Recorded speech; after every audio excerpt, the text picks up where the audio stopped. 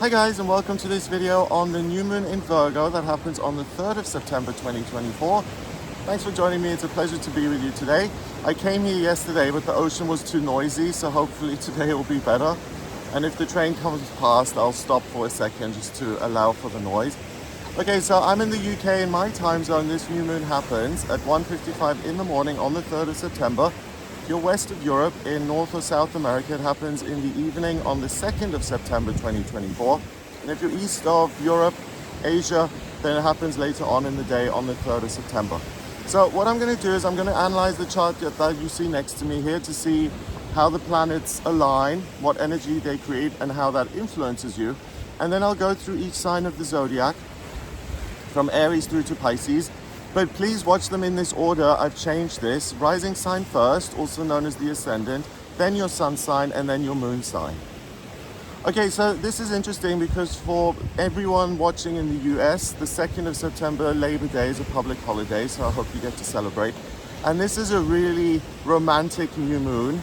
It's in Virgo, so it's very earthy. It's about new beginnings and analysis in detail in order to kind of find a new path forward.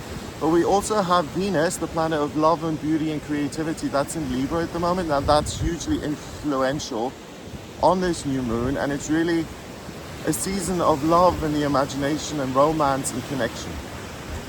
What's also interesting is that we have a super moon coming up, so a full moon in Pisces, that's coming up on the 17th, 18th of September, depending on where you're based.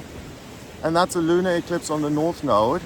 And then we have a new moon solar eclipse in Libra on the 2nd of October this year. So this is really interesting because, you know, the sense I got, you know, when you're watching long jumps at the Olympics or something, when the person runs up to take the leap, that's what I get for this new moon. It's really pulling all this energy in and kind of getting charged up for what new path am I going to take in my life that presents me with more love and creativity and a sense of warmth and beauty and comfort. Okay, so let's have a look then. I mentioned what time this will happen. We've got the sun and the moon. They're both at 11 degrees in Virgo. So the moon is your heart, the way you feel, your intuition, this desire to nurture and help other people. The sun is your intellect, it's your conscious identity, what you're striving towards, and it's what you identify with, right? So with the sun and the moon being conjunct, they're both at 11 degrees in Virgo. There's total communication between the heart and the head. And Virgo is a sign that's ruled by Mercury, the communication planet, which is direct at the moment. And Mercury rules two signs. It rules Virgo and Gemini. So when it's in the Virgo placement, the switch is on the inward position where it's interested in doing research and studying and learning and coming up with meaning on its own based on what other people have said. When Mercury's in Gemini, it's about expressing yourself, right? So with this new moon pulling all this Virgo energy in, if there's anything in your life that needs analysis and that needs your critical gaze for you to pay attention to it and to come up with some sort of an answer, that's very much supported. But because it's at 11 degrees, 11 is the master number of service, I really think this is about understanding something that would be healthy and positive for you, that if you started it, it would improve the quality of your life.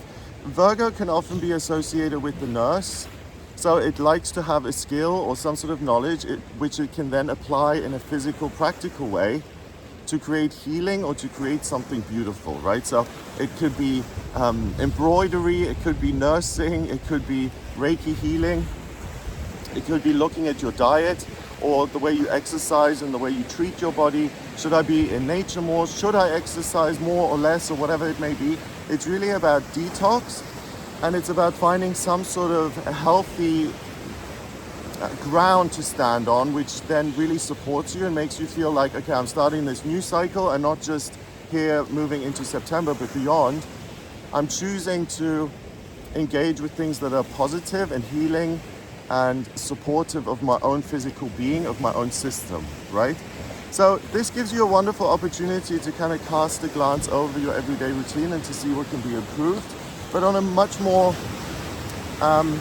informal level, I think what will also really serve you during this new moon is just to give yourself a little bit of time to reflect and to be out in nature and to consider, you know, what comes next.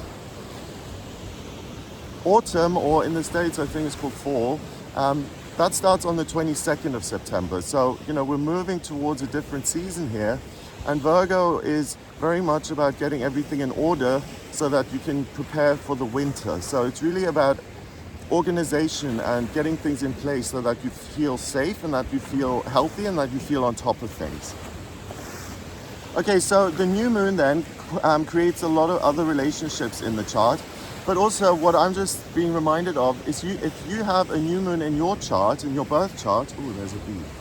If you have that in your birth chart, then it gives you a lifelong kind of connection with energy that's about being pioneering and independent, and for you to take on a position of leadership and to really have an outside perspective, which can be very helpful. If you're born during a full moon, people like that often have a persona that's larger than life and they have great charisma, right? So let me just get rid of this bee, 1 second. There we go. Don't come back.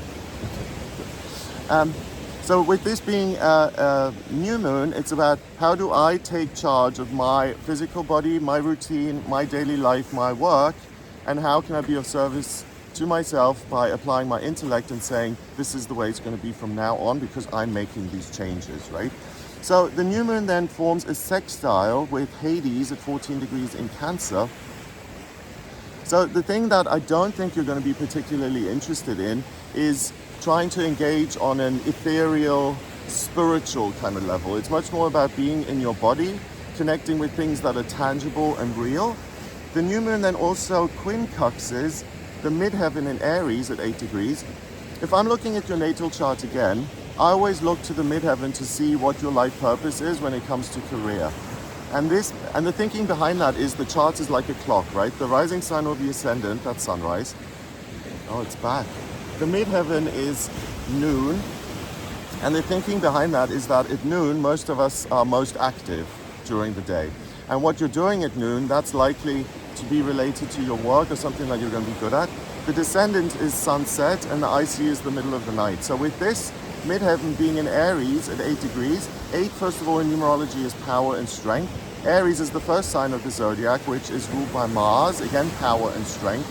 So what am I working towards and how do I get my life to reflect who I am and what I want to do? So there's a real sense of power here. The two strongest elements on this day of the new moon are fire and earth, which is really a good combo. Fire is life purpose, passion, and it's a masculine element. And earth is feminine, so it's receptive in the sense of fire and earth combine. If you have a will for something, it's kind of like the chariot card in the tarot. I feel inspired and motivated to do something in my life. I feel passionate about it. Earth is then the environment in which you can do that, in which you can build your structure or have those experiences. So in terms of yin-yang, it's perfectly balanced. The inner fire and how do I express it outwardly in order to create circumstances which feel supportive and nurturing to me on a long-term basis. Let's see what else. Then the new moon in Virgo, it opposes Saturn at 16 degrees in Pisces. And that's interesting because they're 180 degrees away from each other. The new moon is this focus on the self. What am I going to get done? But Pisces is an outer planet and it represents time and society and structure and security and things which are unchangeable. And at 16 degrees in Pisces, it's really the thing that you're not so interested in at the moment, I would say, trying to suss out what's happening on like a spiritual, ethereal level. But the irony is that you're spiritually supported here during this new moon, and that's why you're able to take all this energy and apply it to practical circumstances in your life that may require analysis or your brain to kind of come up with meaning so that you can improve it. So it's interesting because it's almost like the person who isn't interested in spirituality whatsoever, because they naturally embody this spirituality within without even having to try. So you've got all the tools here to create meaning, to get to a place in your life where you feel more solid. But as I'm talking, I think I'm overcomplicating it because the energy of Venus in Libra is just so beautiful and romantic and lyrical almost. And then the moon in Virgo is like the setting for all that romance. So I think it's just really also a good time to decompress and to just connect with your own self in the most simple way in order to find your inner core and to say, this is what's important and this is what I'm doing next. I think it's very cut and dry, and it wants to simplify and get to the core meaning. So if things haven't made sense, if you felt like you've been focusing on too many things at the same time, not making progress in each area, this is really a good moment to bring it back to the point dot and to say, well, what am I going to start doing in future that's really important to me? Okay, what else? So we've got the sextile, we've got the quincunx, the opposition. Okay, so those are the only relationships the moon actually forms, but I want to look at some of these other things, starting with Venus. That's at 5 degrees in Libra. So similar to Mercury that rules two signs, Virgo and Gemini, Libra rules Taurus and Libra. And then when Venus is in Taurus, it's again very earthy, it's creative, it's able to express itself beautifully in some sort of physical, tangible product. Venus in Libra is much more about the personality and the creativity of conversation and charisma and self and relationships particularly, because Libra is an air sign that is very much about the community, connecting to other people and finding some sort of balanced, symbiotic relationship between yourself and another person. And that kind of reminds me of the Two of Cups in the tarot, where a relationship is designed to heal something in you. It's designed to give you strength and a greater sense of freedom. And that's what this Venus does. It's at 5 degrees. Again, in numerology, that is freedom. So the freedom to explore your relationships and to explore the beautiful things in life that make you feel like you're not just like a robot doing work and paying bills, but you're also able to stop and smell the roses and to have a laugh and to have wonderful conversations with people. So it's kind of like the end of the summer celebration. In terms of the astrology, experience the warmth that's available to you at this time before things get serious. So next to Venus, we have Black Moon Lilith at 7 degrees in Libra. We have the South Node at 7 degrees in Libra, and then we have Juno at 8 degrees in Libra. So despite the fact that you're able to connect very well with other people, there still may be some self-doubt, there still may be a sense that, maybe I shouldn't impose myself on others, or maybe I should wait for them to come to me. But I think the best the best learning you can do and the best experience you can have during this new moon is via other people. I think you'll gain so much from your connections to others, whether that is romantic or whether it's friendship or whether it's just feeling a sense of I belong in this group, or I feel the support and like I'm being lifted by those around me. So it is a great time to socialize and to learn about yourself by being around others. Then we have Vesta, that's also in Virgo at 4 degrees. The hearth, the inner fire, is this sense that if I pay attention in life, then I will be able to figure it out. I'm not a victim of my circumstances. I can use my intellect to break things down, to gain control over them. And nearby is Mercury, the ruler of Virgo, and that's at 23 degrees in Leo, and that is very confident. So that mitigates the effects of Black Moon Lilith, I would say, where you're freed from perfectionism, or, if I want to meet new people, then I have to be my most charming, funniest self, and I can't put my foot in my mouth. Those kind of restrictive notions, I think you're able to let go of, and you're just able to tap into this easy, simple confidence and joy and experience that within yourself and the freedom you have in your life and all the things that you get to decide to do in future. There's this sense that anything is possible by this Mercury in Leo. And that then makes you very attractive to other people. And therefore, it's a good time to discuss your dreams for the future, your plans for what comes in 2 years or 5 years. Because other people will be in a similar spot and you can bounce off each other and really build each other up during this time. I think this is so wonderful and such a positive new moon. The new moon in itself is the start of this cycle. The new moon goes pitch black, it pulls all this energy in, and it wants to get its bearings before it starts again. It wants to say, where do I plant these seeds of intention? And these Virgo seeds that you're being given, they're going to be plants which really provide you with a lot of healing in your life and a sense of I am grounded. On an astrological level, this is kind of like starting your own herb garden in your backyard.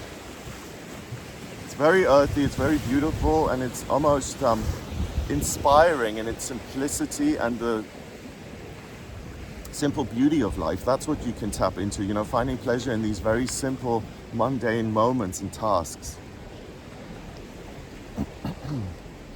Okay, we have Pluto, that's at 29 degrees in Capricorn. That is retrograded, and Pluto is going to stay in Capricorn until the 19th of November this year, right? So when the outer planets go retrograde, it's not as significant as when the personal planets go retrograde, because the outer planets stay in retrograde for about 6 months. But even with those, the retrograde then means when the planet appears to go backwards, it's likely that that energy is expressed within rather than without. So with Pluto being in Capricorn at 11 degrees, 29, 2 and 9 is 11, in your chart here, it's the willingness to change the way you operate and the way you kind of find security in life. I don't want to like preach here, but you know, like most of us, we have certain issues in one or more areas of our life, right? And either you can keep working to get that to function the way you want, or you take a step back at some point in your life and you say, do you know what, let's say for instance my relationships don't work. I've been trying to do it this way for 10, 20 years and it hasn't worked. Maybe I should change the approach. Excuse me. So that's the beauty of this Pluto in Capricorn by this new moon, because the new moon wants to assess things and make meaning and come up with better, more accurate answers. And then with the Pluto in Capricorn at 29 degrees, it's that willingness to look within and to say, I'm going to assess myself in the most simple, straightforward way and become willing to say, this is something that works, I'm going to continue doing it like this. Or I now recognize that this doesn't work and I am free to choose a different way so that I get a different result moving forward. So that's really significant in the sense that you can change your own aura, you can change the vibration, the dynamic you have with the world, with other people, by looking within, letting go and saying, I'm willing to try it differently. So it's a really beautiful combination of Virgo, which I would not say is very good at letting go and relaxing and going with the flow. But then we have the Pluto in retrograde in Capricorn that says, do this work within that feels very solid, and you can change the dynamic in a meaningful way. So the North Node is at 7 degrees in Aries, and that says the mission of this new moon is to look ahead, to get creative with your own life, your own circumstances, and to find a better way. Neptune is at 29 degrees in Pisces, so similar to Saturn, which serves you in giving this inherent spiritual connection without even trying. Neptune gives you access to your own imagination, your own creativity, and it allows you to play the tape forward and to say, this is what life could look like. If I work towards it, anything is possible, right? I love that anything is possible kind of energy, because that's just as true as saying very few things are possible. It's just as soon as you say anything is possible, it kind of lifts your spirits and lifts your energy and allows you to operate on a higher level. Chiron is at 22 degrees in Aries. 22 is the master number of the builder. So there's something that you can heal within yourself by being deliberate about this. Uranus is at 27 degrees in Taurus, and that's really being able to tap into the spiritual beauty of the physical world. As in, nature isn't just a cliff and a beach, it's a message. I'm seeing this today for a particular reason and it's doing something to me, and being willing to receive that. And then best buddies at the moment, Mars and Jupiter in Gemini. Mars in Gemini, again in a sign ruled by Mercury, it's very motivated to figure things out for itself. And Jupiter, growth, positivity, expansion at 19 degrees in Gemini. It really serves this new moon in Virgo because you have access to all the information you want in order to analyze and to make sense of things. So if you've got some sort of particular issue you haven't been able to overcome, whether it's relationships or it's depression or it's overeating or whatever it may be, and you haven't found a way to manage that in your life, it's out of control, it governs you rather than the other way around, this new moon in Virgo is an opportunity to find a better way to deal with the causes for that type of behavior, and to acquire a different way of behaving that's actually more healing and helpful and constructive. So I'm making it sound like this is like a diet, and it's not fun at all, but it really is. It's like this simple, this is where I'm at in life, I see what works and doesn't, I can make choices and changes easily, and then I want to go run on the beach and spend time with friends and laugh and have fun and get creative. So it's kind of your inner child raising its head and saying, hey, listen, it doesn't need to be this complicated. You know what works and what doesn't. Just align yourself with what does, please. So it's lovely. Okay, let's see. In the middle of the chart, the wheel at the center, we've got a grand trine, and that connects Neptune in Pisces. That then trines. Yeah, so it's Neptune in Pisces and the North Node in Aries. They trine the part of fortune in Leo at 1 degree. That then trines Pallas in Scorpio at 28 degrees. And it goes back to Neptune in Pisces and the North Node in Aries. So usually a grand trine is in one element. Fire, earth, air, whatever. This one is in water and fire. And that's a difficult one to balance, but that's what this is about. It's the combo of confidence and passion with also creativity and consideration and other people involved. It's a very delicate, fragile, thrilling kind of energy. And that's really why other people are going to be so interesting. It's because it is that delicate balance. It's like a dance almost. And then we've got sextile sitting on top of the trine between Neptune and the North Node and Pallas and Scorpio. And they trine and then meet with Pluto at 29 degrees in Capricorn, and that creates a kite. If you tilt your head and look at it sideways, it's a kite formation. And a kite is really a strong talent that when you use it can really make an impact on your life, right? And this is now in 3 elements. It's in water, fire, and earth. So let your feelings guide you, let your motivation guide you. And I'm trying to make that sound as simple as possible. Basically, just feel your feelings and then do the work in order to get closer to that or to acquire it or to structure it into your life. Let's see, what else have we got? Got a T-square between Uranus and Pallas. I haven't mentioned Pallas. Pallas is kind of wisdom, right? And at 28 degrees in Scorpio, it's the wisdom that I know my soul, I know myself, I know my truth. I don't have to doubt that. And it opposes Uranus at 27 degrees in Taurus, which then, and in retrograde. So I'm able to kind of soothe the inner beast. I know what's going to make me feel genuinely supported and safe and strong in life. And I know what steps I need to now take in order to make that happen. And then those two, the opposition squares and then peaks with Mercury at 23 degrees in Leo. So the solution to any back and forth is what makes me happiest. Let me just pursue that. It doesn't have to be this complicated.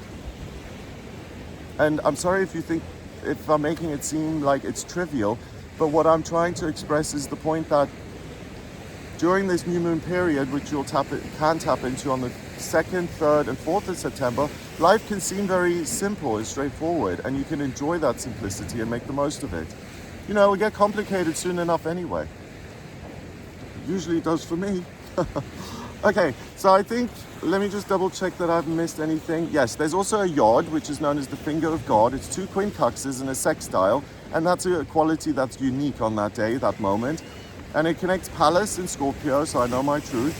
Pluto in Capricorn at 29 degrees, I'm willing to do the inner work. And they peak with Mars at 28 degrees in Gemini. And that's because I feel like I'm not the problem, or if I am the problem in a particular situation, I don't need to keep being the problem. I can do anything in the world, remember? And if I want to change something within myself, I can. And for Virgo, it's interesting that it doesn't come from a self-critical place. It comes from like learn through play almost. Solve the most complex problems in your life by doing the most simple things, like collecting pebbles on the beach or walking through the woods.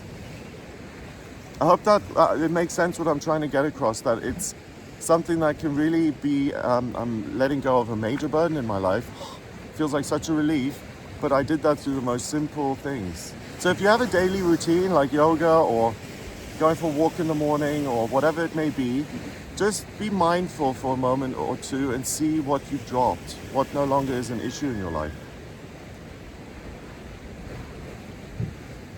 Okay, so let's look at each sign of the zodiac then. And I mentioned this, with all the big things coming up in future, you know, the eclipses, this is really the moment of, not the calm before the storm, but really life is simple before these big things come up in future. So this is a moment to decompress. You know, it's like when you're in a hotel somewhere and it's the last day and you have to check out that day, when you're waiting around to leave. It's kind of like that. Let me enjoy these quiet moments of simplicity to understand myself better. Okay, so for each sign of the zodiac, remember I've changed the order. Rising sign first, please, then sun sign, and then moon sign. So Aries, for you guys, this is a wonderful opportunity to get your paperwork, your finances, and your calendar in order. Setting new goals for your working life will be super easy. You're likely to see what improvements you can make in that area and get that part of your life organized with very simply and without overcomplicating things. So admin, applications, taxes, anything like that. Taurus, for you, this is going to be a wonderful time in your personal relationships. Your ruler is Venus, so the fact that Venus is in Libra, your kind of cousin, is very good for your ability to connect with nature, with other people. So Taurus, if you are able to take some time out or spend the day with people or a person that you really like, you'll have a wonderful day. Try and do that as much as possible. If there is the opportunity to do that and to be out in nature at the same time, then even better. Gemini, for you, this new moon is a great time for love and romance. Whether it's a new relationship, a date that goes wonderfully well, or it's an existing relationship where you're really able to connect. So first dates, getting to know someone, enjoying great conversations will feel really relaxing and rewarding to you, Gemini. If you're looking to expand your social circle, this new moon is the time to make new connections. So, you know, if you are in the States, it's a public holiday, so maybe inviting people over. And usually if you have like 2 people or 5 people or 10 people, then add a few more just as a good measure. Cancer. You may find that family members or close friends approach you for help in order to make a decision. But in your case, it's a good idea to insist that you can listen and support to what this other person is telling you, but the decision has to be theirs to make. If you do get involved, it could be one of those situations where you're then the person who's to blame if things go wrong. So pay attention to that. If someone tries to kind of push a responsibility or a big decision that's really theirs to make off onto you, then try and be as hands-off as possible. And yeah, don't take on that responsibility if it's not yours. Leo, for you, this new moon is a great opportunity to get your finances in order. It's a good moment to get organized, to use all that Virgo skill to perfect things. Any plans you want to make for the future of your work or ideas around travel and moving, map these out for a clear vision of what you'd like to do next in the months ahead. Virgo, you may find that you run into some difficulties in one or more of your friendships during this new moon in Virgo. The moon supports you in getting creative and seeing what you can produce on your own and showing you what the simple pleasures in life for you are. So it's almost like a break from outside influences so you can concentrate and get busy on expressing your ideas and feelings, and first and foremost to feel your feelings and to spend a little bit of time contemplating those. So if you find that there have been disagreements or there's less closeness than there has been in the past, use that extra time and space to understand yourself better. Libra, you have the opportunity to be awestruck and inspired during this new moon. Pursue whatever you find most interesting, and you're going to have a wonderful time here over these few days. Being out in nature, or if your desire is to, if you're into arts and going to visit museums or galleries, playing music, spending alone time with someone. For you, Libra, it's almost a celebration of this time of year and the chance to pursue the things that you love the most and that you find most poetic and beautiful. Scorpio, for you, this is the beginning of a new cycle, and this is likely to appear in your life literally. So either with getting a job or being promoted or some sort of hope and dream that you've had for a long time, that being realized. So it's either good news or simply a change for the better. Look at what presents itself at the start of a new journey and then embrace that and go for it. You're really one of the luckiest signs during this new moon in Virgo. Sagittarius, you'll find that some direction that you've wanted to go in the past that's been blocked for you, for whatever reason, that starts to open up.